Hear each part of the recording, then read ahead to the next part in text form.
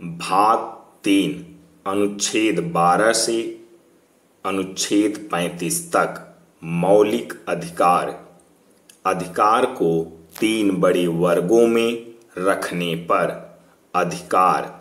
पहला परंपरागत अधिकार TR, दूसरा विधिक अधिकार LR, तीसरा संवैधानिक अधिकार CR।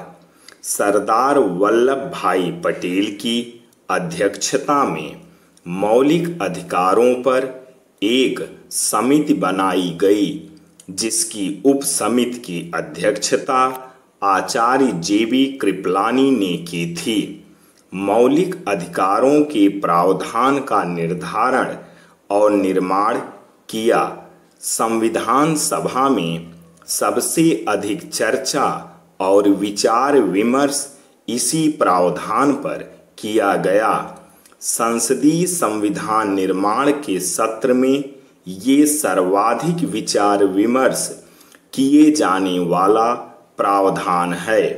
संविधान के विद्वत विचारक कहते हैं कि मौलिक अधिकारों की प्रकृति नकारात्मक है, क्योंकि इससे राज्य की निरंकुश और अधिनायकवादी प्रवृत्तियों पर नियंत्रण लगता है। यह अधिकार नागरिक स्वतंत्रताओं के पक्ष और नागरिक अधिकारों के पक्षधर बनाए गए। इन्हें विविध नामों से जाना जाता है, जैसे कि यह दैवीय अधिकार हैं अरस्तु, यह प्राकृतिक अधिकार हैं प्लेटो, बिल ऑफ राइट्स अमेरिकी संविधान, पिटीशन ऑफ राइट्स ब्रिटिश संविधान। यह मानवाधिकार है संयुक्त राष्ट्र संघ का घोषणा पत्र। यह मौलिक अधिकार है भारत का संविधान। मौलिक अधिकारों की संशोधनीयता। शंकरी प्रसाद मामले 1955 में न्यायालय ने कहा था कि संसद को मौलिक अधिकारों में संशोधन का अधिकार नहीं है, किंतु विकाजी नारायण मध्य प्रदेश के मामले में 1955 में न्यायालय ने आच्छादक का सिद्धांत प्रस्तुत किया था, जिसका अर्थ है कि संसद यदि कोई कानून पारित करती है जो मौलिक अधिकारों का उल्लंघन या अतिक्रमण करते हैं, तो विधि का वह हिस्सा मौलिक अधिकारों द्वारा आच्छादित हो जाएगा, अर्थात मौलिक अधिकार उसे अपनी छाया से ग्रस्त कर दे और वह विधि सुसुप्त हो जाए। उसे विधि शून्य घोषित करने की आवश्यकता नहीं है। दीपचंद बनाम उत्तर प्रदेश राज्य के मामले में 1959 में न्यायालय ने कहा था कि केवल संविधान पूर्व विधियों पर लागू हो सकता है। संविधान पश्चात विधियां प्रारंभ से स्वतः विधि शून्य नहीं मानी जा सकती, जब तक कि अन्य सेरेंटेल इस आशय का न्यायालय द्वारा कोई स्पष्ट आदेश न दिया गया हो। किंतु स्टेट ऑफ गुजरात राज्य बनाम अंबिका मिल्स मामले 1974 में न्यायालय ने कहा, आच्छादन का सिद्धांत संविधान पूर्व और संविधान पश्चात सभी विधियों पर लागू होता है। अंततः इस विषय पर विचार विमर्श और विवाद विषय पर भारतीय इतिहास में गठित अब तक की सबसे बड़ी संविधान पीठ ने केशवानंद भारती मामले 24 अप्रैल 1974 ने स्पष्ट रूप से कह दिया कि संसद प्रस्तावना और मौलिक अधिकारों सहित किसी भी भाग अनुच्छेद का संशोधन कर सकती है, किंतु केवल उसी सीमा तक जहां तक कि बुनियादी ढांचा प्रभावित न होता हो।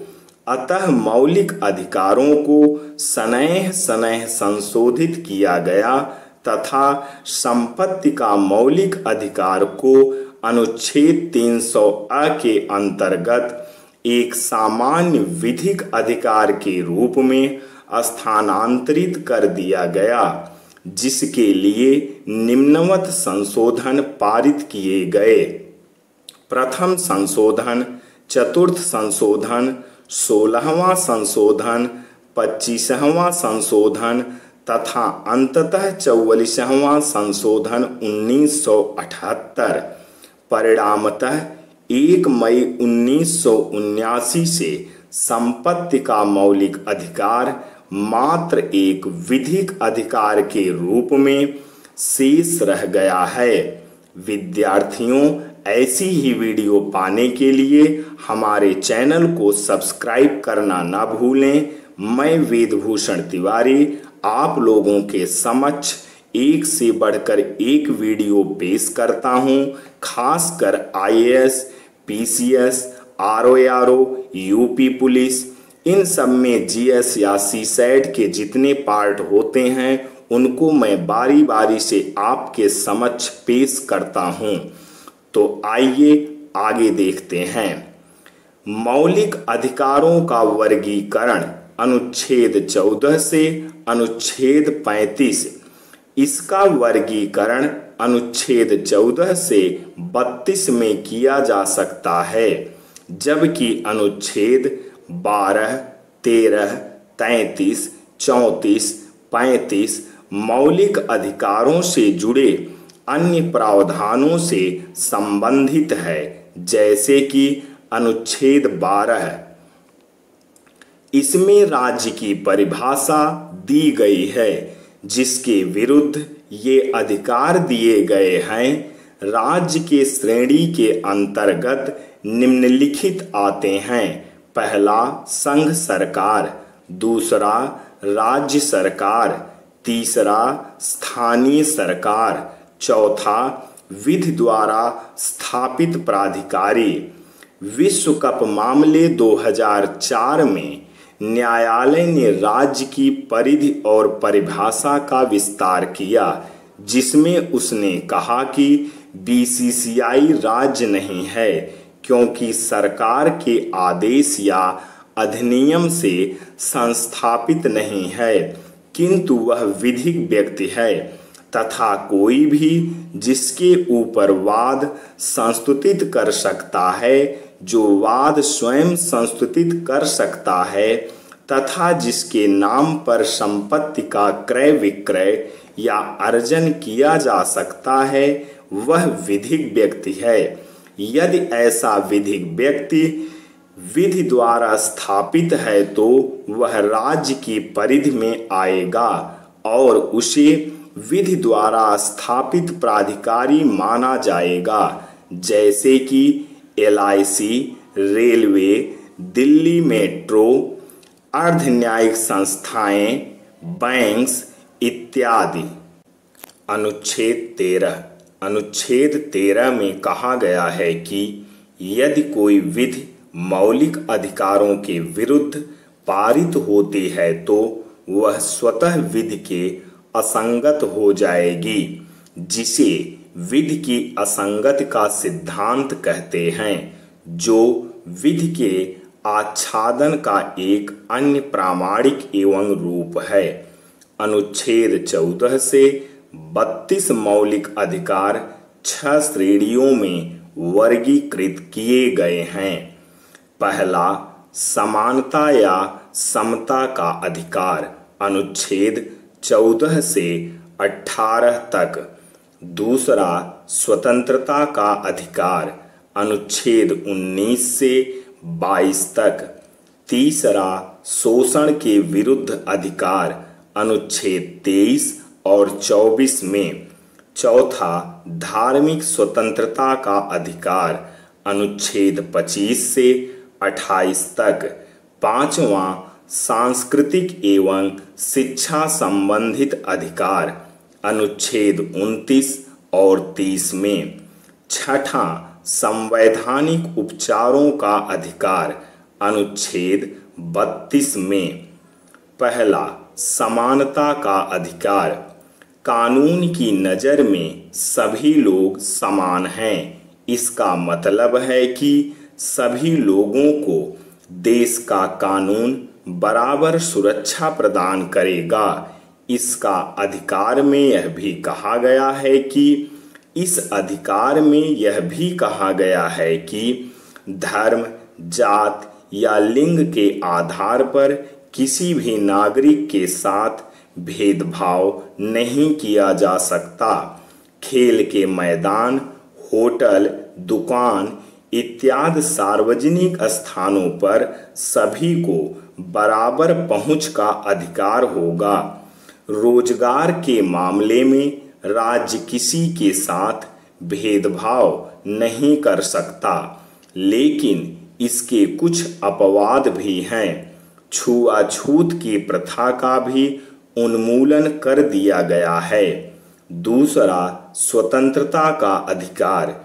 इस अधिकार के अंतर्गत अभिव्यक्ति और भाषण की स्वतंत्रता, सभा संगठन बनाने की स्वतंत्रता, देश के किसी भी भाग में आने जाने और रहने तथा कोई भी व्यवसाय, पेशा या कारोबार करने का अधिकार शामिल है।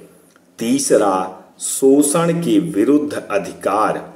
संविधान में कहा गया है कि मानव व्यापार, जबरी श्रम और 14 वर्ष से कम उम्र के बच्चों को मजदूरी पर रखना अपराध है।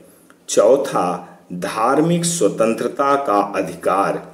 सभी नागरिकों को पूरी धार्मिक स्वतंत्रता दी गई है। प्रत्येक व्यक्ति को अपनी इच्छा का धर्म अपनाने, उसका प्रचार प्रसार करने का अधिकार है। पांचवा, सांस्कृतिक और शैक्षणिक अधिकार।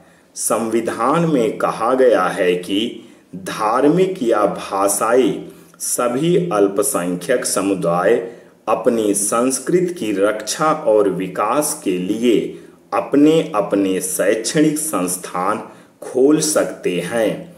छठा, संवैधानिक उपचार का अधिकार। यदि किसी नागरिक को लगता है कि राज्य द्वारा उसके किसी मौलिक अधिकार का उल्लंघन हुआ है, तो इस अधिकार का सहारा लेकर वह अदालत में जा सकता है। पहला, समानता का मौलिक अधिकार। अनुच्छेद 14 से अनुच्छेद 18 तक। मौलिक अधिकारों का प्रथम वर्ग समानता से जुड़ा है, जिसमें निम्नलिखित है। अनुच्छेद 14, विधि के समक्ष समानता। अनुच्छेद 15, राज्य, जाति, धर्म, वंश, लिंग, जन्मस्थान या उत्पत्ति के आधार पर भेदभाव नहीं कर सकता। अनुच्छेद 16, लोक नियोजन में सभी को अवसरों की समानता प्राप्त होगी। अनुच्छेद 17, किसी भी रूप या प्रकार में अस्पृश्यता प्रतिबंधित है। अनुच्छेद 18, उपाधियों का अंत। प्रधानतः अनुच्छेद 14 विधि के शासन से संबंधित है, जिसका अर्थ है कि व्यक्ति का सामाजिक, आर्थिक, पारिस्थितिक कुछ भी हो, विधि की दृष्टि में, जिसका अर्थ है कि व्यक्ति का सामाजिक, आर्थिक परिस्थिति कुछ भी हो, विधि की दृष्टि में सभी समान हैं। इसे ही विधि के समक्ष समानता कहते हैं। इसका एक अन्य आयाम भी है, विधि का समान संरक्षण, जिसका अर्थ है कि विधि की प्रक्रिया, त्योहार और पद्धति वह भी सभी व्यक्तियों के लिए एक जैसी समान हो। अतः EBL एवं EPL प्राकृतिक न्याय के दो पहलू हैं। हालांकि इसके 3 अपवाद हैं। भारत के राष्ट्रपति, राज्यपाल राजनीति दर्जा प्राप्त व्यक्ति। भारत में राष्ट्रपति और राज्यपाल के विरुद्ध कोई आपराधिक प्रक्रिया संस्थित नहीं की जा सकती है जब तक कि वे अपने पद पर हैं। कोई सिविल कार्रवाई करने के लिए भी उन्हें न्यूनतम 2 माह का नोटिस देना अनिवार्य होगा। इसी प्रकार अंतर्राष्ट्रीय विधि के अनुसार, जैसा कि विनया कन्वेंशन में प्रावधान किया गया है कि कोई व्यक्ति जिसको उस देश में राजनयिक दर्जा प्राप्त है उसे गिरफ्तार नहीं किया जा सकता और उसके विरुद्ध कोई विधिक कार्रवाई नहीं की जा सकती, चाहे फिर उसे किसी भी गैर कानूनी या आपराधिक कार्य में सम्मिलित पाया जाए। अधिकतर उसे पर्सोना नॉन ग्रेटा अर्थात अवांछित व्यक्ति घोषित किया जा सकता है और 2024 घंटे के अंदर राष्ट्र छोड़कर जाने का आदेश दिया जा सकता है। इटली विवाद। इटली के व्यापारिक जहाज ने जिस पर नौसेना कमांडो तैनात थे, वे 2 निर्दोष भारतीय मछुआरे को उन्हें जलदस्यु मानते हुए गोली मारकर हत्या कर दिया।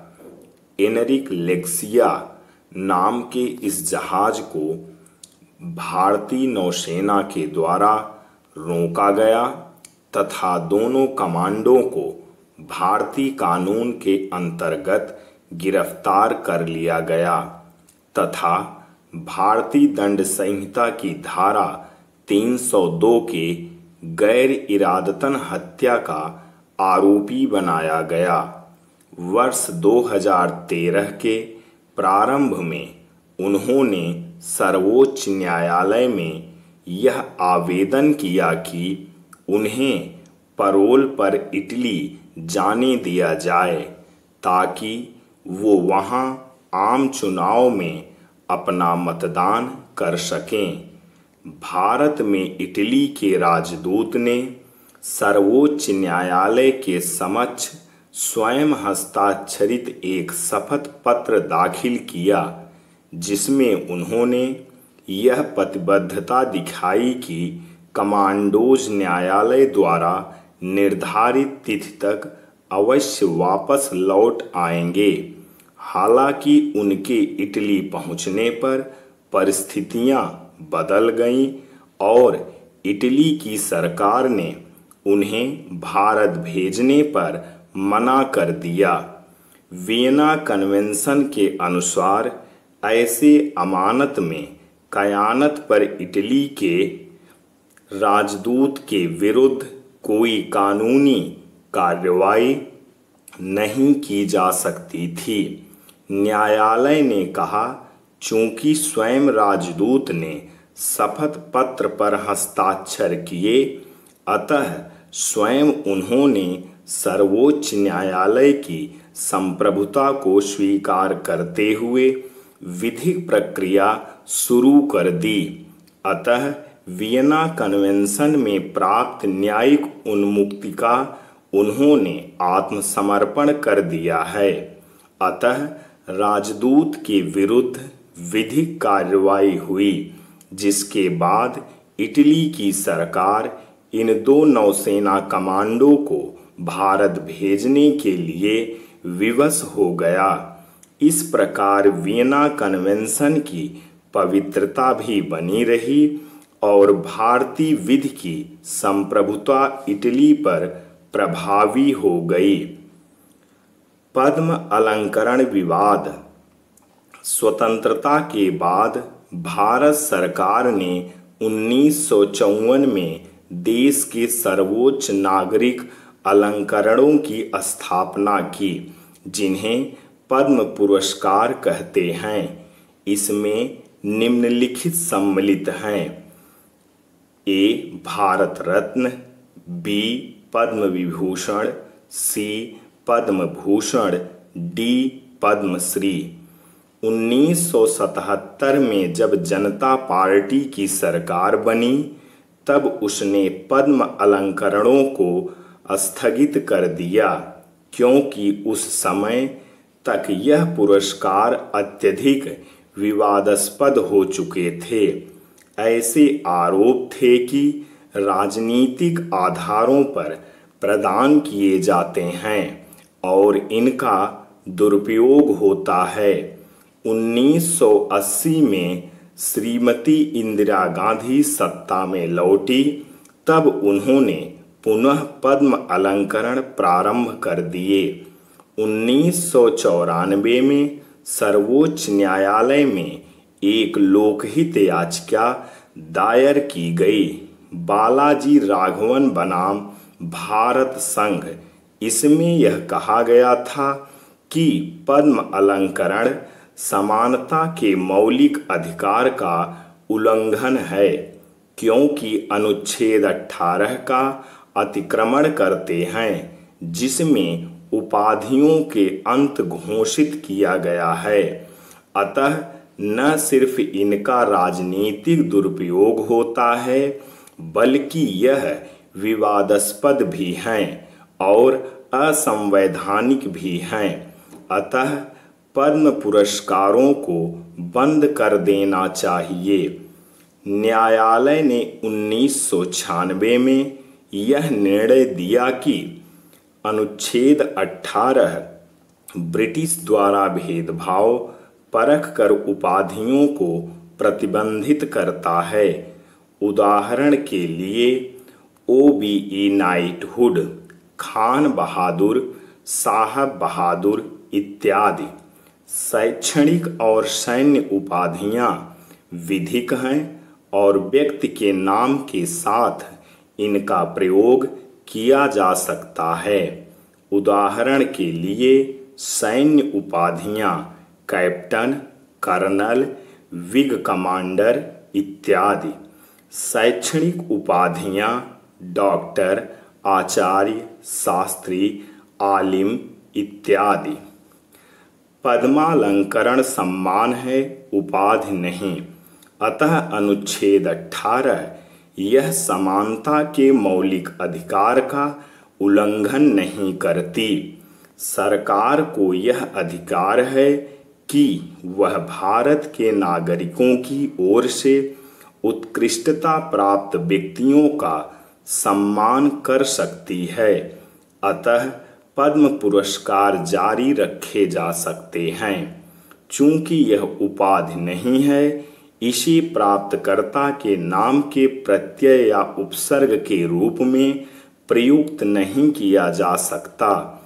यदि कोई पद्म अलंकरण नियमावली के विरुद्ध कार्य करता है तो सरकार प्राप्तकर्ता से यह वापस भी ले सकती है। किसी भी प्रकार के विवाद से बचने के लिए उपराष्ट्रपति की अध्यक्षता में तथा भारत सरकार के मंत्रिमंडलीय सचिव की सहायता से प्राप्तकर्ताओं के नाम का चयन होना चाहिए। पुनः वर्ष 2011-12 में पद्म अलंकरण नियमावली में संशोधन किया गया। भारत रत्न के लिए एक अन्य श्रेणी खिलाड़ी वर्ग भी जोड़ दिया गया।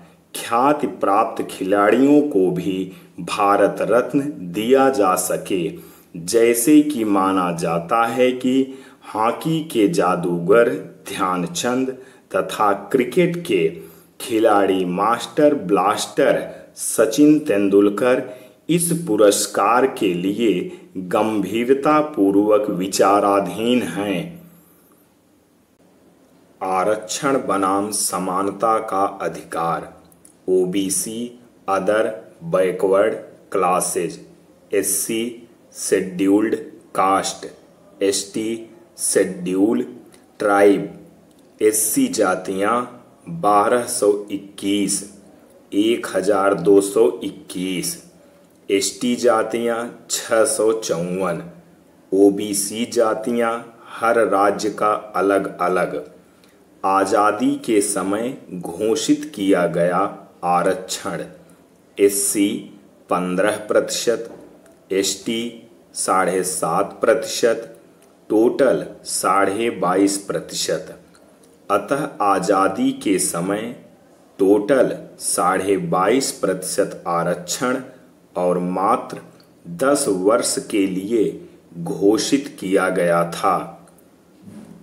संविधान सभा में डॉक्टर अंबेडकर ने SC ST को किसी भी प्रकार के आरक्षण देने का विरोध किया था, बल्कि वो चाहते थे कि इन समुदायों को राजनीतिक और आर्थिक रूप से सशक्त किया जाए।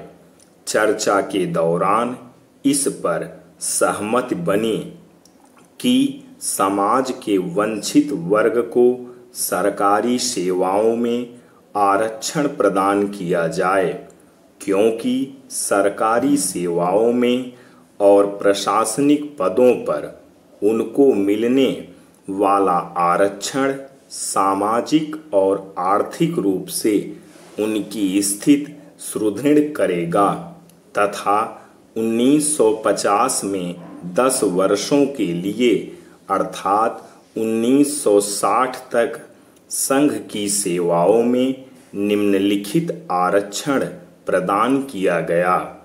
SC 15%, ST 7.5%, total 22.5%। आरक्षण एक सकारात्मक भेदभाव है जो राज्य द्वारा सकारात्मक दृष्टि से लिया गया है।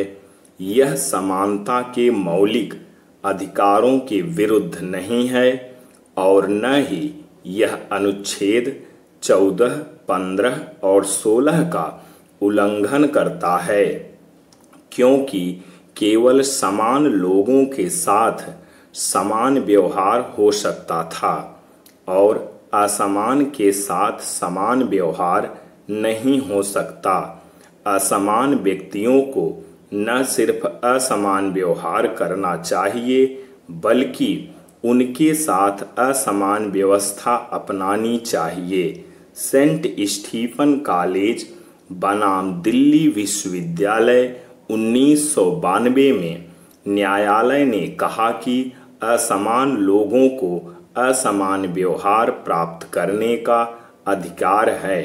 इसी प्रकार ओंकार लाल बजाज बनाम भारत संघ 2003 मामले में न्यायालय ने कहा, असमान के साथ समान व्यवहार करना कुछ और नहीं, असमानता ही है। दोनों श्रेणियों को जो वंचित या अन्य हैं, एक समान मान लेना मनमाना पूर्ण और अनौचित्यपूर्ण है, बल्कि अनुच्छेद 14 का उल्लंघन है।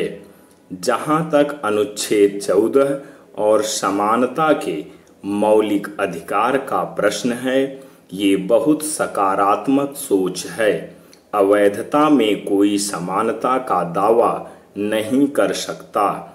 इंदिरा साहनी बनाम भारत संघ मामले 1993 में न्यायालय ने कहा, अनुच्छेद 14 को राज्य के नीति निदेशक तत्वों के संदर्भ में देखना चाहिए, अर्थात सामाजिक और आर्थिक सुधार के उपाय।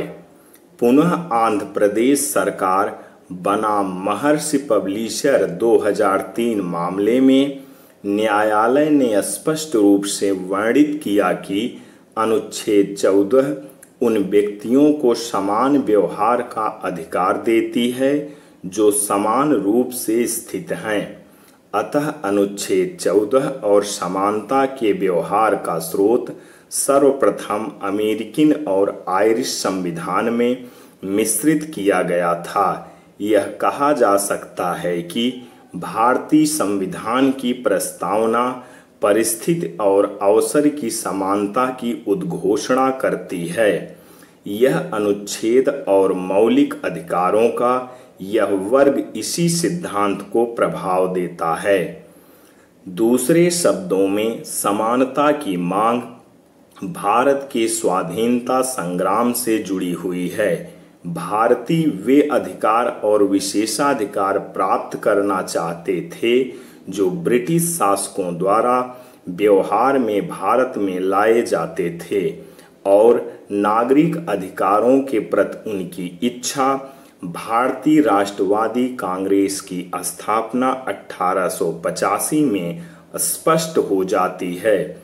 तदुपरांत मोतीलाल प्रतिवेदन 1928, कराची संकल्प मार्च 1931 ने इसकी पुनः स्थापना की कि समान अधिकार को वंचित और समर्थ वर्गों के संदर्भ में देखना चाहिए। अतः तेज बहादुर सप्रू प्रतिवेदन 1947 ने भी यह दृष्टिकोण प्रस्तुत किया।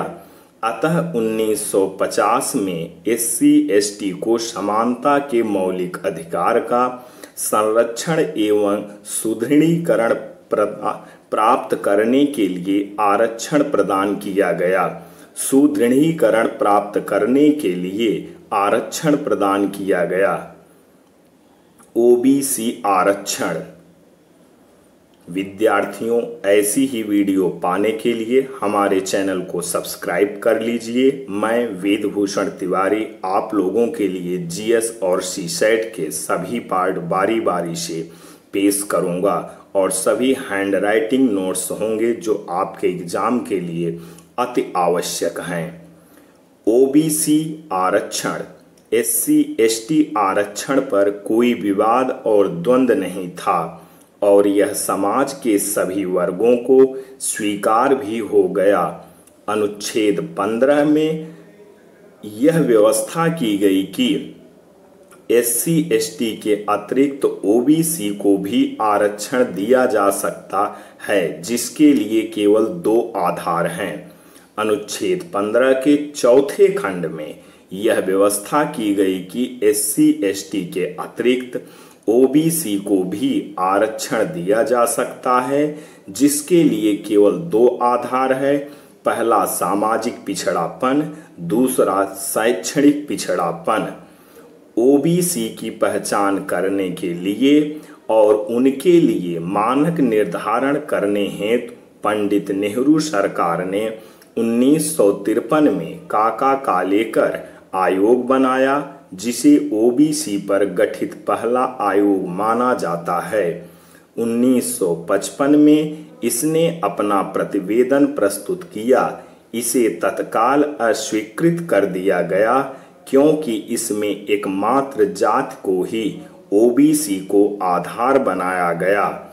1977 में जनता पार्टी की सरकार गठित होने के बाद से OBC पर दूसरा आयोग बनाया गया, जिसके लिए 1 जनवरी 1979 को प्रधानमंत्री मोरारजी देसाई ने उद्घोषणा जारी की। आयोग का गठन बिंदेश्वरी प्रसाद की अध्यक्षता में, जो बिहार के प्रख्यात सांसद थे, बनाया गया। आयोग के अन्य सदस्य थे न्यायमूर्ति RR भोला, श्री LR नायक, दीवान मोहनलाल, MN श्रीनिवास, राय वर्मा। 31 दिसंबर 1980 को आयोग ने अपनी रिपोर्ट प्रस्तुत की, जो अप्रैल 1982 में संसद में प्रस्तुत हुआ।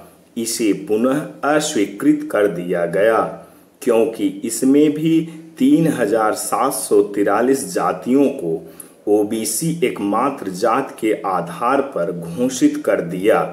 1989 में राजनीतिक विवशताओं के कारण श्री VP सिंह की सरकार ने मंडल आयोग की सिफारिशों को शब्दतः लागू कर दिया। परिणामतः समूचे भारत में भारी विरोध और आक्रोश उत्पन्न हो गई, क्योंकि संघ की सेवाओं में आरक्षण का प्रतिशत लगभग 80 तक पहुंच गया।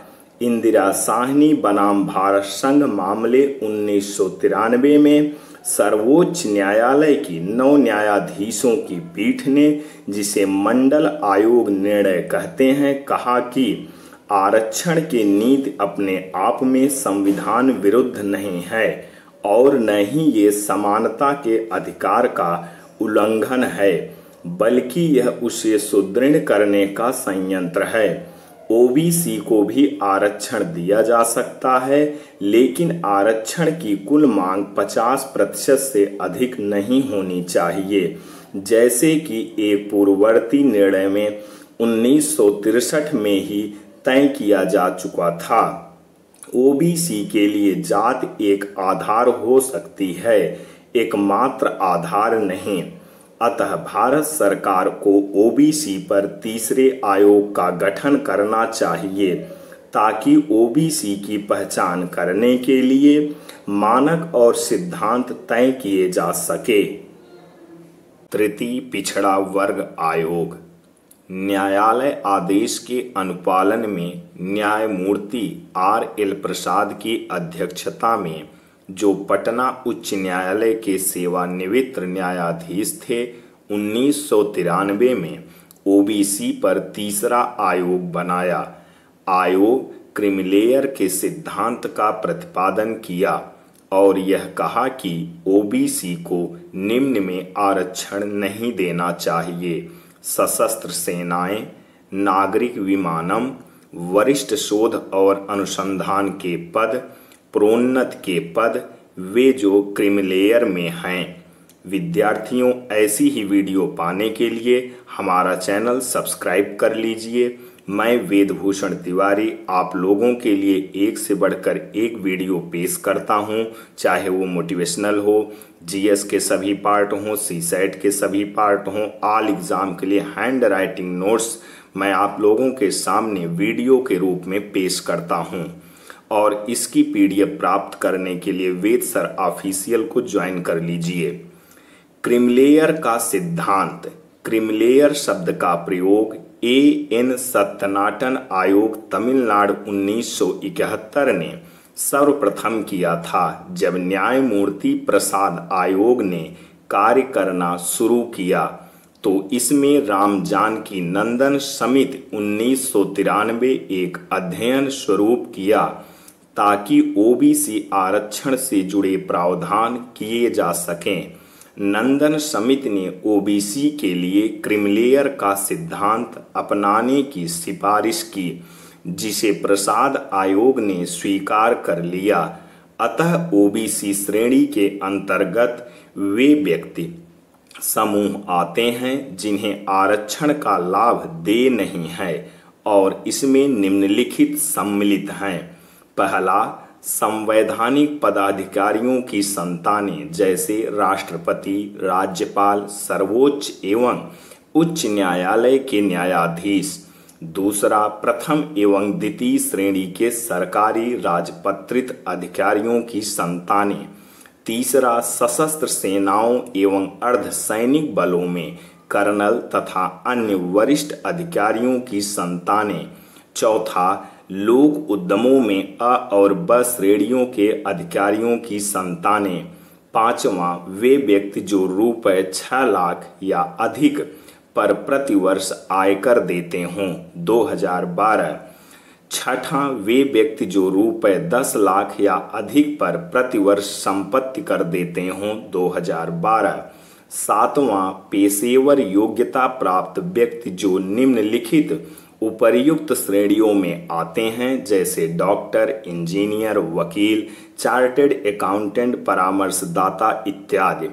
आठवां, कृषक परिवारों की वे संतानें जिनकी कुल भूमि का 80% से अधिक सिंचित क्षेत्र है, जैसा कि राज्यों की हदबंदी एवं चकबंदी कानून में व्यवस्था की गई है। 14 एकड़ शहरी क्षेत्र के लिए, 18 एकड़ ग्रामीण क्षेत्र के लिए। अगर इसका 80% सिंचित क्षेत्र हो तब प्रसाद आयोग के अनुशंसा के आधार पर ओबीसी को 27% आरक्षण संघ की सेवाओं में प्रदान कर दिया गया, जिससे कि आरक्षण की कुल सीमा 49.5% हो गई, जो कि सर्वोच्च न्यायालय के दिशा निर्देश के अनुसार 50% की सीमा से कम। तदुपरांत संसद और संघ सरकार ने कई अधिनियम और विधियां पारित की जो आरक्षण नीति से जुड़े हैं। इसका ऐतिहासिक कार्यक्रम निम्नवत है। पहला, 77वां संविधान संशोधन 1995। SC/ST को प्रोन्नति में आरक्षण प्रदान कर दिया गया। 81वां संविधान संशोधन 2000 बैकलॉग भर्तियों के लिए 100% आरक्षण लागू कर दिया गया। तीसरा, 82वां संविधान संशोधन 2000 भिन्न परीक्षाओं में SC/ST के लिए न्यूनतम योग्यता प्राप्तांक शिथिल कर दिए गए। चौथा, 85वां संविधान संशोधन 2001 SC/ST को परिणामी ज्येष्ठता के आधार पर आरक्षण प्रदान किया गया। 5 अगस्त 2005 सर्वोच्च न्यायालय ने सभी निजी और गैर अनुदानित शिक्षा संस्थाओं में जाति आधारित आरक्षण समाप्त कर दिया। 6 दिसंबर 2005 सरकार ने 93वां संविधान संशोधन पारित करते हुए सर्वोच्च न्यायालय के इस फैसले को पलट दिया। 7वां 2006 नागराज मामले में सर्वोच्च न्यायालय ने कहा प्रोन्नति में आरक्षण असंवैधानिक और विधि विरुद्ध है, अतः इसे नहीं दिया जा सकता। 8वां 2006 तत्कालीन मानव विकास संसाधन मंत्री अर्जुन सिंह 27% आरक्षण OBC को प्रदान किया जो उच्चतम शैक्षणिक संस्थानों में दिया गया जैसे कि IIT, IIM इत्यादि। 9वां 117वां संविधान संशोधन 2012 17 दिसंबर को राज्यसभा में संविधान संशोधन विधेयक प्रस्तुत किया गया जिसमें SC/ST को प्रोन्नति में आरक्षण पुनः प्रदान किया गया। 19 दिसंबर 2012 को इसे लोकसभा में प्रस्तुत किया गया जहां यह संसद के अंतिम शीतकालीन सत्र में पारित नहीं हो पाया, अतः वर्तमान में विधेयक लंबित है। 2012 की बात है। स्वतंत्रता का अधिकार अनुच्छेद 19 से अनुच्छेद 22 तक। मौलिक अधिकारों का यह वर्ग लोकतांत्रिक अधिकारों और नागरिक स्वतंत्रताओं से जुड़ा है, जिसमें अनुच्छेद 19 सर्वाधिक महत्वपूर्ण है, जिसे डॉक्टर राजेंद्र प्रसाद ने वकीलों के स्वर्ग की संज्ञा दी। अनुच्छेद 19A भारत के नागरिकों को 6 प्रकार की लोकतांत्रिक स्वतंत्रताएं प्रदान करता है। पहला, वाक और अभिव्यक्ति की स्वतंत्रता। दूसरा, शस्त्र रहित शांतपूर्वक सभा करने की स्वतंत्रता। तीसरा, संघ और संगठन बनाने की स्वतंत्रता।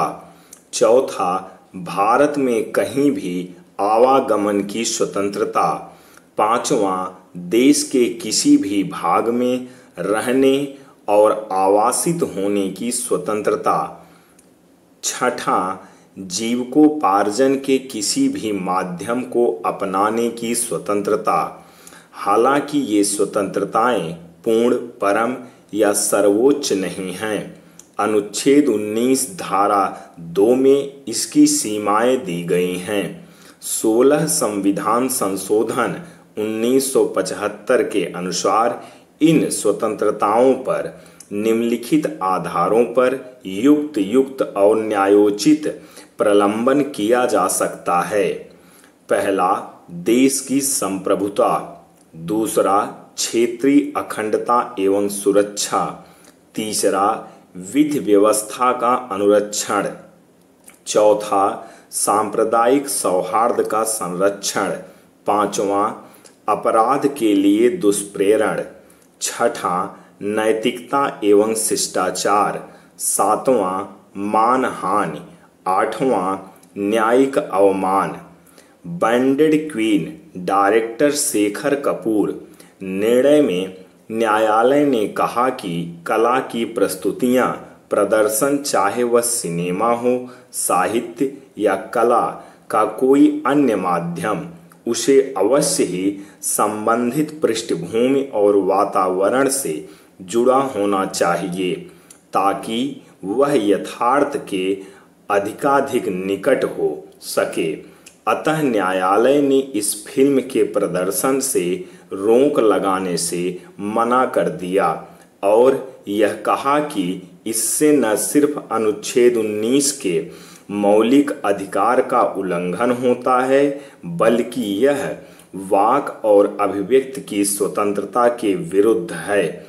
इसी प्रकार कई अवसरों पर, चाहे वह समलैंगिक संबंध से जुड़ा हो या अभद्र भाषा का प्रयोग हो, न्यायालय ने स्वीकार किया है अगर यह घटनाक्रम के प्राकृतिक रूप से प्रकट किए जाने का अहम हिस्सा है तो रचनात्मक स्वतंत्रता का सम्मान करना चाहिए। इसके अतिरिक्त भारत सरकार का एक अभिकरण CBFC मौजूद है जो कि फिल्मों से जुड़े मामले में निर्णय करता है। न्यायालय को ऐसे मामले में अनावश्यक रूप से हस्तक्षेप नहीं करना चाहिए, किंतु इसी के साथ सलमान रुश्दी का उपन्यास सैटेनिक वर्सेज तथा तस्नीमा नजरीन की लज्जा को भारत में प्रकाशित और प्रसारित होने से प्रतिबंधित कर दिया गया क्योंकि इसमें सांप्रदायिक सद्भाव और सौहार्द को क्षति पहुंचती है। न्यायालय ने पुनः स्पष्ट किया कि वाक और अभिव्यक्ति की स्वतंत्रता में मौन भी सम्मिलित है और ये अधिकार प्रिंट अथवा इलेक्ट्रॉनिक मीडिया को भी है। इतना ही नहीं, बोलने के अधिकार में चुप रहने का अधिकार अंतर्निहित है। अनुच्छेद 20 यह अपराधियों के मौलिक अधिकार से जुड़ा है। यह किसी भी व्यक्ति के विरुद्ध राज्य को मनमाने पूर्ण तरीके से या फिर अत्यधिक अनुपात विरुद्ध दंड देने से निवारित करता है। अतः इस अनुच्छेद में 3 संरक्षण प्रदान किए गए हैं। पहला, अतीत विधि से संरक्षण। दूसरा, दोहरे दंड से संरक्षण। तीसरा, आत्म अभिशंसन से संरक्षण। ला, विधि अतीत, विधि भविष्य। विधि अतीत जो कानून बनाने के बाद बीते समय अर्थात जो समय बीत चुका है तब से लागू किया जाता है तो उसे विधि अतीत कहते हैं। उदाहरण के लिए, छठा वेतन आयोग सन 2009 में बना या आया लेकिन इसे लागू 1 जनवरी 2006 से किया गया, अर्थात सरकारी कर्मचारी को इसका लाभ 1 जनवरी 2006 से मिलना चालू हुआ। विधि भविष्य जो कानून बनने के बाद आने वाले कुछ समय के बाद अर्थात भविष्य में एक निश्चित समय से लागू किया जाता है उसे विधि भविष्य कहते हैं। अनुच्छेद 21 प्राण और जीवन की स्वतंत्रता का अधिकार। विद्यार्थियों, ऐसी ही वीडियो पाने के लिए हमारे चैनल को सब्सक्राइब कर लीजिए। मैं वेदभूषण तिवारी आप लोगों के लिए जीएस और सीसैट ऑल वनडे एग्जाम हर तरीके की वीडियो और फाइल लेकर आता हूं। इसके लिए आप चैनल को सब्सक्राइब कर लीजिए और कमेंट करके अवश्य बताएं कि मेरी वीडियो और फाइल आपको कैसी लगी। विद्यार्थियों, करंट के समय में मैं करंट बताऊंगा जब एग्ज़ाम नज़दीक आ जाएगा। तब तक इसमें जो बदलाव हुए हैं उसको छोड़ के बाकी आप याद कर सकते हैं, पढ़ सकते हैं। ये प्री और मेंस दोनों के लिए है। करंट नज़दीक आने पे करंट के हिसाब से पढ़ना पड़ेगा। तो आइए आगे देखते हैं। अनुच्छेद 21 प्राण और जीवन की स्वतंत्रता का अधिकार। सभी मौलिक अधिकारों में ये सर्वाधिक विस्तृत और शीर्षतम अधिकार संविधान में माना जाता है। सर्वोच्च न्यायालय के कई निर्णयों में यह अधिकार निम्नलिखित सिद्धांतों के अधिकार पर निर्वचित किया गया है। पहला, अंतर्निहित शक्तियों का अधिकार। दूसरा, सार और तत्व का सिद्धांत। तीसरा, उदार और प्रगतिशील निर्वचन का सिद्धांत, जिसका अर्थ है कि न्यायालय ने कहा है कोई भी अधिकार जो मानव जीवन के अस्तित्व, गरिमा और गुणवत्ता के लिए आवश्यक हो, उसे अपने आप जीवन का अधिकार माना जाए, जैसे कि निजता का अधिकार, अंतरंगता का अधिकार, किसी व्यक्ति से प्रेम करने का अधिकार, अपनी पसंद के व्यक्ति से विवाह करने का अधिकार, बिना विवाह के या विवाह के पूर्व शारीरिक संबंध बनाने का अधिकार, साहचर्य जीवन का अधिकार, शिशु को जन्म देने का अधिकार, किसी भी व्यक्ति को गिरफ्तार स्थान या उसकी तलाशी बिना सक्षम वारंट के नहीं किया जा सकता। यदि किसी कारणों से किसी व्यक्ति को गिरफ्तार किया जाता है तो उसे निकटतम मजिस्ट्रेट के समक्ष यात्रा समय को छोड़कर 24 घंटे के भीतर प्रस्तुत करना होगा। किसी को भी केवल विधि द्वारा स्थापित प्रक्रिया से ही दंडित किया जा सकता है।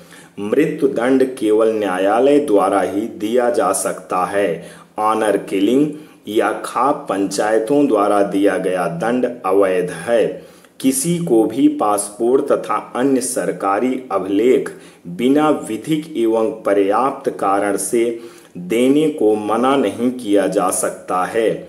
किसी भी व्यक्ति को उसके विधिक जीविकोपार्जन से वर्जित करना जीवन के अधिकार का उल्लंघन है। शिक्षा का अधिकार अब जीवन का अधिकार है, जिसके लिए एक नया अनुच्छेद 21A86वें संविधान संशोधन 2002 द्वारा जोड़ा गया, जिसके लिए संसद ने शिक्षा का अधिकार अधिनियम 2010 पारित किया, जिसमें 14 वर्ष तक के आयु के बच्चे के लिए प्राथमिक शिक्षा अब जीवन का मौलिक अधिकार है। यहाँ तक कि निजी विद्यालयों में भी 25% सीटें निर्धन श्रेणी के विद्यार्थियों के लिए रखी गई हैं और वे प्रवेश देने से मना नहीं कर सकते। इसके पूर्व सार्वभौमिक प्राथमिक शिक्षा अनुच्छेद 45 के अंतर्गत मात्र राज्य के नीति निदेशक तत्व के रूप में वर्णित किया गया है। आत्महत्या का अधिकार। 1987 में श्रीपति दूबल मामले में न्यायालय ने कहा, आत्महत्या का अधिकार अनुच्छेद 21 में जीवन का अधिकार माना जाएगा, क्योंकि जिस प्रकार बोलने के अधिकार में चुप रहने का अधिकार शामिल है, उसी प्रकार जीवन के अधिकार में मरने का अधिकार शामिल है। ये एकमात्र अपराध है। व्यक्ति तब दंडित किया जाता है जब वह व्यक्ति ऐसा करने में असफल हो जाए। यह व्यक्ति के मानसिक तनाव व उत्पीड़न को बढ़ा देता है। यदि व्यक्ति आत्महत्या करने में विफल हो जाता है तो उस व्यक्ति की सिविल मृत्यु हो चुकी होती है। ऐसे स्थिति में उसका समर्थन करने की जगह उसे दंडित करना दोहरा दंड है। अतः भारतीय दंड संहिता की धारा 309 जहां आत्महत्या का प्रयास एक दंडनीय अपराध घोषित किया गया है, उसे अपराध की श्रेणी से बाहर कर दिया गया है। हालांकि 1996 में सर्वोच्च न्यायालय की 5 न्यायाधीशों की पीठ ने ज्ञान कौर मामले में इस निर्णय को पलट दिया और धारा 309 को पुनः बहाल कर दिया और यह कहा कि आत्महत्या को विधिक संरक्षण प्रदान करने से ऐसी प्रवृत्ति को बढ़ावा देना हो सकता है। यह राज्य का नैतिक और विधिक दायित्व है कि प्रत्येक जीवन का संरक्षण करे और उस प्रत्येक कार्य का विरोध करे जिससे मानव जीवन को क्षति पहुंचती है। अतः इसे पुनः दंडनीय अपराध मान लिया गया है। इसीलिए आमरण अनशन, भूख हड़ताल या जैन धर्म की परंपरा, संलेखना या संथारा जिसमें व्यक्ति मोक्ष प्राप्ति के लिए स्वयं को भूख से मार डालता है, इन सभी को आत्महत्या के प्रयास के अंतर्गत रखा जाता है। अतः प्रतिबंधित है। यहाँ तक कि यदि गर्भस्थ शिशु माँ के गर्भ में 3 माह की अवधि पूरी कर चुका है तो उसका गर्भपात नहीं किया जा सकता है, क्योंकि इससे मानव जीवन की हत्या माना जाएगा। इसी 3 माह तक की अवधि के बाद केवल तभी अभिमान्य किया जा सकता है यदि गर्भस्थ शिशु स्वयं माँ की जान के लिए खतरा बन गया हो, तो आत्महत्या के अधिकार के अंतर्गत गर्भपात कराया जा सकता है। आत्मरक्षा के अधिकार के अंतर्गत गर्भपात कराया जा सकता है। गत वर्ष 2012 में एक भारतीय दंत चिकित्सक सविता हल्फनवाह, जो शिशु को जन्म देने के लिए आयरलैंड के एक अस्पताल में भर्ती हुई थी, भयंकर दर्द एवं पीड़ा से गुजरने के बाद सेप्टिसीमिया से मर गई, क्योंकि उस कैथोलिक राष्ट्र में किसी भी स्थिति में गर्भपात नहीं किया जा सकता है। बावजूद इस सत्य के उनका शिशु प्राणघातक हो गया था।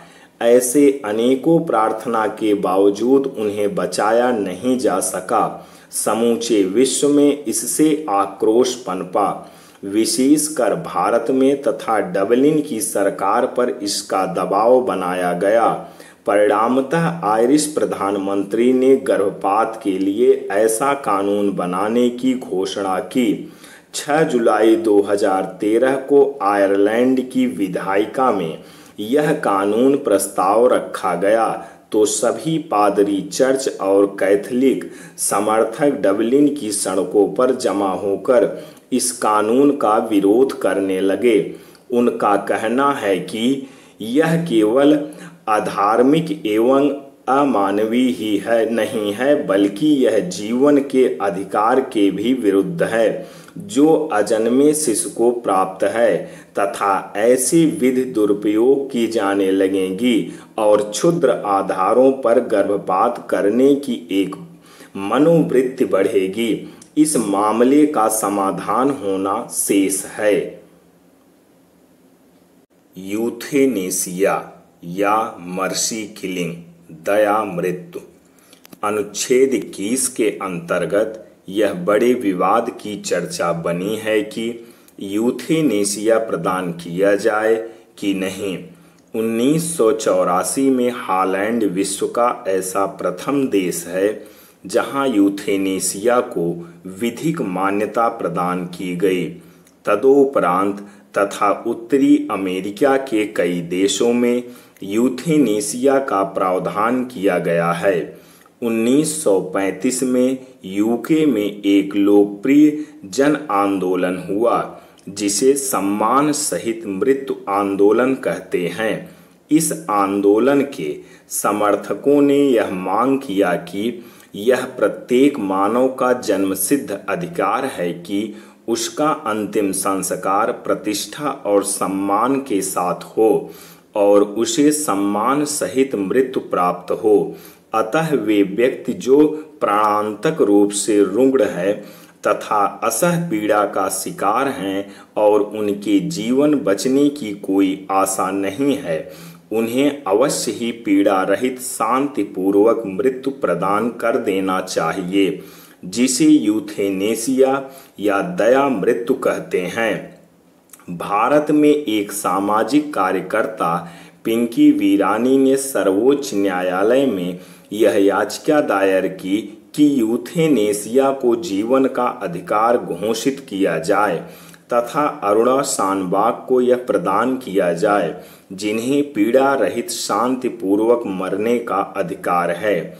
न्यायमूर्ति मार्कंडेय काटजू और ज्ञान सुधा मिश्रा ने अपने ऐतिहासिक निर्णय में कहा कि भारत की संसद को यह निर्देश दिया जाता है कि यथाशीघ्र वह ऐसी विधि बनाए। प्रत्यक्ष यूथेनेसिया की जगह अपरोक्ष यूथेनेसिया को अपनाना चाहिए, जिसका अर्थ है कि दवाओं तथा अन्य उपकरणों को प्राप्त कर लेना बजाय इसके कि इंजेक्शन लगाकर तत्काल मृत्यु दी जाए, ताकि व्यक्ति प्राकृतिक पीड़ा रहित शांतिपूर्वक मृत्यु को प्राप्त हो।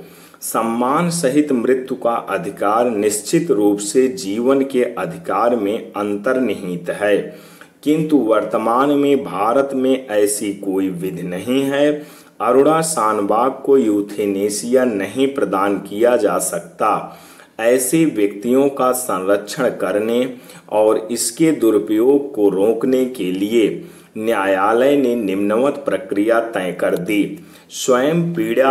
स्वयं पीड़ित या उसके रक्त संबंधी या अभिन्न मित्र संबंधित उच्च न्यायालय में इसका आवेदन दे सकते हैं।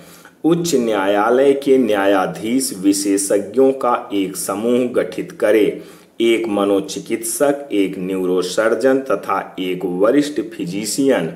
यदि पैनल सुझाव देता है कि व्यक्ति संघात्मक रूप से रुग्ण है, तो स्वयं उच्च न्यायालय के न्यायाधीश धरातली यथार्थ का परीक्षण करेंगे और तदोपरांत यूथेनेसिया प्रदान कर सकेंगे।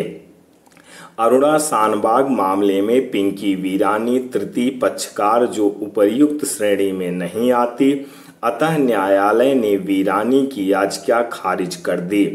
विद्यार्थियों, ऐसी ही वीडियो पाने के लिए हमारे चैनल को सब्सक्राइब करना ना भूलें। मैं वेदभूषण तिवारी आप लोगों के सामने एक से बढ़कर एक वीडियो पेश करता हूं, जो कि आपके एग्जाम के लिए बहुत ही महत्वपूर्ण है। आप लोग कमेंट करके अवश्य बताएं कि आपको ये वीडियो कैसी लगती है।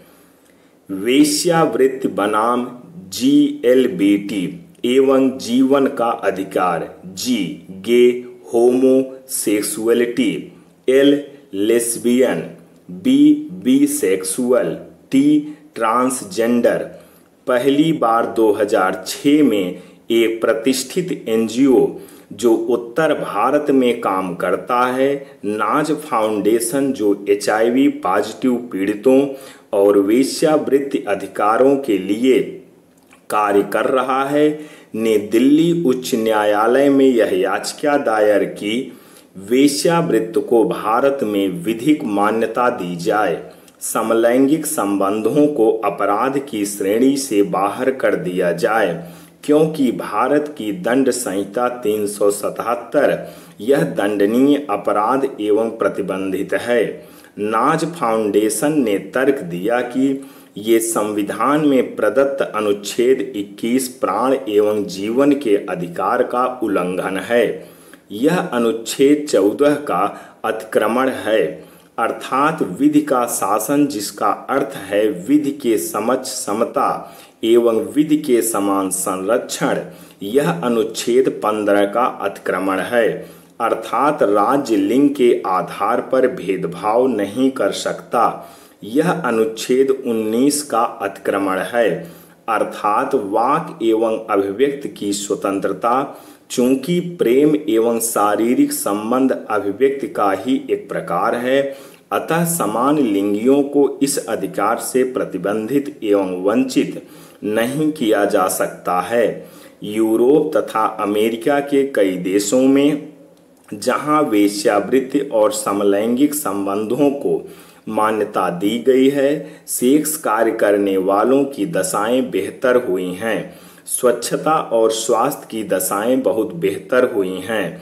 HIV और अन्य यौन संक्रमणों का प्रसार बहुत तेजी से रुका है और उन्हें उद्योग का दर्जा देने के बाद ये सरकार के लिए कर और राजस्व प्रदाता बन गए हैं।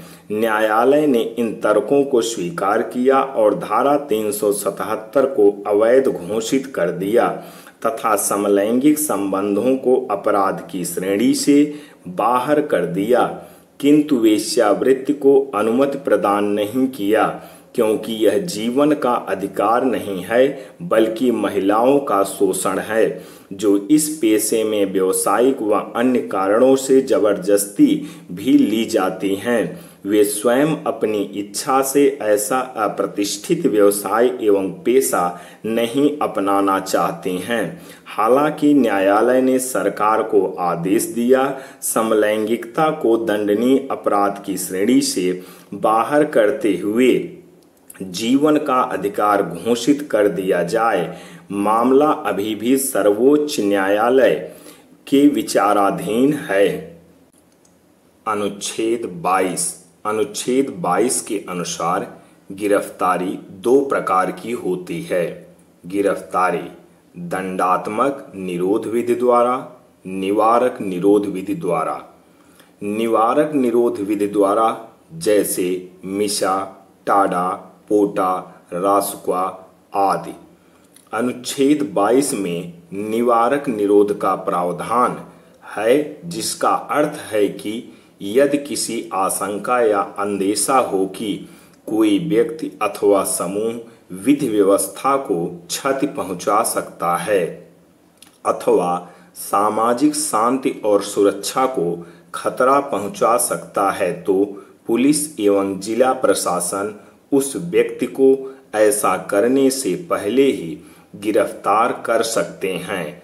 सत्र न्यायालय इस मामले में हस्तक्षेप नहीं कर सकती और न ही जिला न्यायालय ऐसे मामलों में जमानत दे सकते हैं। ऐसे मामलों की सुनवाई और विस्तारण के लिए उच्च न्यायालय के वर्तमान न्यायाधीश के अधीन एक परामर्शदात्री मंडल बनाया जाता है, जो ऐसे समस्त निर्णय लेता है। यह गिरफ्तारी एक बार में 3 माह से अधिक नहीं हो सकती। इस अवधि के बाद भी यदि उस व्यक्ति की गिरफ्तारी बनाए रखना आवश्यक है, तो ऐसा तभी संभव है जब यह परामर्शदात्री मंडल इसका अनुमोदन करे या न्यायालय ऐसे निरुद्ध व्यक्ति को 3 माह से पहले छोड़ने का अधिकार दे सकता है। यदि पुलिस अथवा प्रशासन उस व्यक्ति के विरुद्ध 90 दिन के अंदर आरोप पत्र दाखिल नहीं करता है, तो उस व्यक्ति को स्वतः रिहा होने का अधिकार प्राप्त हो जाएगा। इस अनुच्छेद के अनुसरण हेतु संसद ने निवारक निरोध अधिनियम 1951 में पारित किया। समय समय पर ऐसे कई अन्य कानून पारित किए गए, जैसे कि मिशा आंतरिक सुरक्षा कानून 1971 में इसे पारित किया गया था और 1977 में समाप्त कर दिया गया था। 1975 के राष्ट्रीय आपातकाल के दौरान राजनीतिक विरोधियों को इसी के तहत गिरफ्तार किया गया था। जैसा कि आरोप है कि श्रीमती गांधी ने इसके प्रावधानों का दुरुपयोग किया था। अतः 1977 में जब जनता पार्टी की सरकार बनी तो इस कानून को समाप्त कर दिया गया। कॉफे पोसा विदेशी मुद्रा संरक्षण एवं स्मगलिंग निवारक अधिनियम। इस निवारक निरोध अधिनियम में विदेशी मुद्रा के अवैध कारोबार तथा सोने व अन्य धातुओं के स्मगलिंग को रोकने का प्रावधान किया गया है। 1974 में पारित एलपीजी के बाद 1991 से इसमें सुधार व परिवर्तन किया गया और इसका कुछ हिस्सा पहले फेरी फिर फेमा में परिवर्तित कर दिया गया। फेरी फेमा पिट एनडीपीएस मादक पदार्थों एवं संवेदना हरण तत्वों का अवैध व्यापार निवारण अधिनियम। टाडा 1985 से 1995 तक। पोटा प्रिवेंशन ऑफ टेररिज्म एक्ट आतंकवाद निरोधक अधिनियम 2002 से 2004 तक। नजरबंद अनुच्छेद 22 सेक्शन 567। रासुका राष्ट्रीय सुरक्षा कानून। राज्य सरकार भी ऐसे निवारक निरोध कानून बना सकती है। जैसे मेकोका महाराष्ट्र अपराध एवं संगठित गिरोह निवारक अधिनियम। महाराष्ट्र अपराध एवं संगठित गिरोह निवारक अधिनियम 1986 में पारित यह पहला राज्य कानून है। गुकोका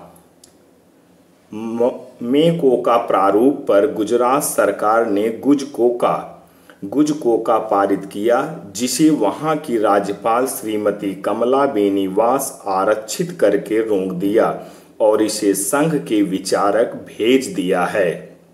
विद्यार्थियों, तो ये थी फाइल नंबर 5 संविधान, जो कि IAS, PCS, ROARO, प्री और मेंस दोनों के लिए है। तो इस फाइल में बस यहीं तक है। अब इसके आगे अनुच्छेद 23 से हम इसके सेकंड पार्ट में अध्ययन करेंगे।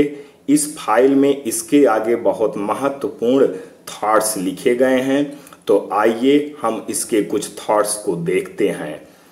इस दुनिया में जो कुछ हम अर्जित करते हैं उससे नहीं, अपितु जो कुछ त्याग करते हैं उससे समृद्ध बनते हैं।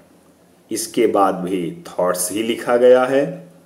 इसके बाद इस पेज में 166 पेज में भी थॉट्स लिखा है। इस थॉट्स को देखते हैं।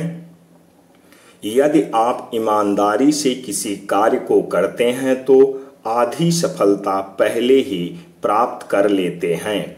ईमानदारी इंसान का सबसे मूल्यवान आभूषण है। यह एक ऐसा आभूषण है जिसे न कोई चुरा सकता है और न ही छीन सकता है। दुनिया के किसी भी बाजार बेचकर इसकी मनचाही कीमत हासिल की जा सकती है। छोटी बुराई को अपने पास न आने दें, क्योंकि बड़ी बुराइयां निश्चित ही उसके पीछे पीछे आती हैं। इसके बाद यहाँ भी थॉट्स लिखा गया है। आप इन थॉट्सों को पढ़कर इसका आनंद ले सकते हैं और अपने जीवन में फॉलो कर सकते हैं। आइए एक थॉट्स और देखते हैं। डर को पहचानना सीखें, यानी वास्तविक डर और ऐसे डर जिनके मूल में आपकी असुरक्षा की भावना छुपी है, उनके अंतर को पहचानें।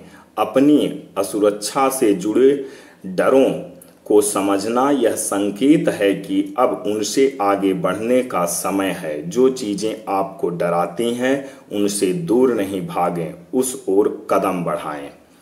अगर हम अपनी सामर्थ्यानुसार कर्म करें तो अपने आप को अचंभित कर सकते हैं। इसके बाद यहाँ भी थॉट्स ही लिखा गया है जो कि आप पढ़ सकते हैं। इसका स्क्रीनशॉट लेके पढ़ सकते हैं। इसमें डिजाइन में सब थॉट्स लिखे गए हैं ताकि फाइल में देखने में बहुत अच्छा लगे। तो आइए एक थॉट्स और देखते हैं।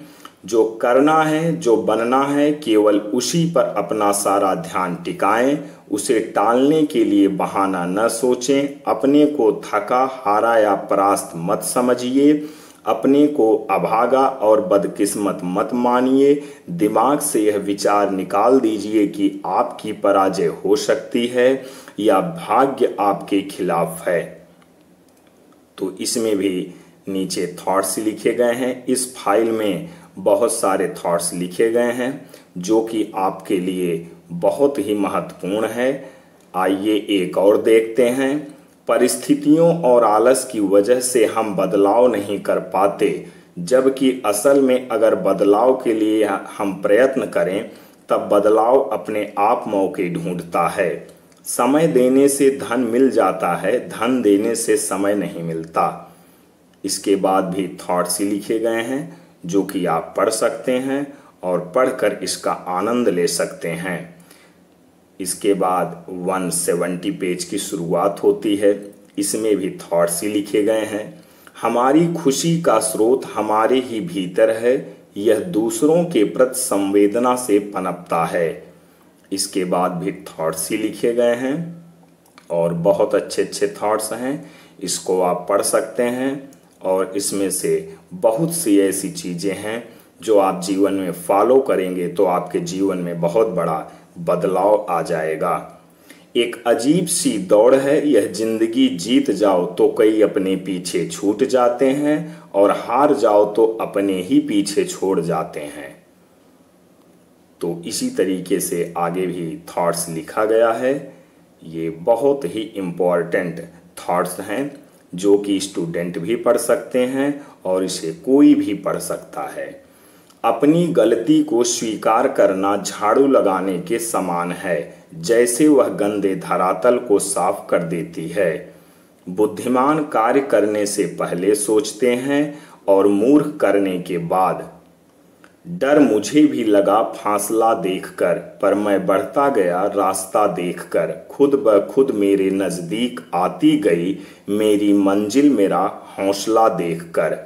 बुरा समय आपका जीवन के उन सत्यों से सामना करवाता है जिनकी आपने अच्छे समय में कभी कल्पना भी नहीं की होती। इसके बाद भी थॉट्स है, आइए अगला थॉट्स देखते हैं। चुनौतियों को स्वीकार करो, क्योंकि इससे या तो सफलता मिलेगी या शिक्षा। इसके बाद भी थॉट्स ही लिखे गए हैं, बहुत अच्छे अच्छे थॉट्स हैं। इसको आप अवश्य पढ़िएगा और अपने जीवन में फॉलो करने की कोशिश कीजिएगा। पहले वो आप पर ध्यान नहीं देंगे, फिर वो आप पर हंसेंगे, फिर वो आपसे लड़ेंगे और तब आप जीत जाएंगे। जो लोग अपनी प्रशंसा के भूखे रहते हैं वो साबित करते हैं कि उनमें योग्यता नहीं है। आप नम्र तरीके से दुनिया को हिला सकते हैं। इसके बाद भी थॉट्स ही लिखे गए हैं। इन थॉट्स को पढ़िए और इस पूरे पीडीएफ को पढ़िए और इसके बाद अनुच्छेद 23 से मैं अगले फाइल में यानी फाइल 5 का सेकंड पार्ट पेश करूंगा। मेरी आज्ञा के बिना मुझे कोई नुकसान नहीं पहुंचा सकता। जो बात आप शत्रु को नहीं बताना चाहते वो बात मित्र को भी ना बताएं, क्योंकि शत्रु और मित्र में बस इतना अंतर है कि शत्रु आगे से वार करता है और मित्र पीछे से वार करता है। किसी दिन जब आपके सामने कोई समस्या ना आए, आप सुनिश्चित हो सकते हैं कि आप गलत मार्ग पर चल रहे हैं। तो इसी तरीके के इसमें बहुत सारे थॉट्स लिखे गए हैं जो कि बहुत ही इम्पोर्टेंट है जीवन में बदलाव लाने के लिए। यदि हम हर वो चीज़ कर दें जिसमें हम सक्षम हैं तो सचमुच हम खुद को चकित कर देंगे। 5% लोग सोचते हैं, 10% लोग सोचते हैं कि वे सोचते हैं और बाकी बचे 85% लोग सोचने से ज़्यादा मरना पसंद करते हैं। इसी तरीके के इसमें थॉट्स लिखे गए हैं। सब एक से बढ़कर एक मोटिवेशनल थॉट्स हैं जो आपकी सफलता के लिए बहुत ज़रूरी है। तो आइए 177 पेज में एक आखिरी थॉट्स देखते हैं। मेहनत बताती है कि परिणाम कैसा होगा, वरना परिणाम तो बता ही देगा मेहनत कैसी थी। सत्यमेव जयते। 177 के बाद आखिरी पेज 178 है जिसमें कि मेरा नाम पता एड्रेस लिखा है। पंडित वेद भूषण राम निवास तिवारी, कौलीपुर, बालवरगंज, जौनपुर, यूपी। तो विद्यार्थियों, ये थी फाइल नंबर 5 संविधान का पहला पार्ट। आप लोगों को ये फाइल कैसी लगी कमेंट करके अवश्य बताएं। मैं वेद भूषण तिवारी आप सबके सामने बारी बारी से संपूर्ण जीएस, सीसेट, प्री, मेंस सब फाइलें आपके सामने पेश करूंगा और इन सब की पीडीएफ प्राप्त करने के लिए आप वेद सर ऑफिशियल चैनल को ज्वाइन कर लीजिए और वहां से पीडीएफ डाउनलोड कर लीजिए। इसके बाद प्रिंट निकलवा कर आप इत्मीनान के साथ पढ़ सकते हैं। तो आज बस यहीं तक, अब अगली वीडियो में मिलते हैं। तब तक के लिए जय हिंद।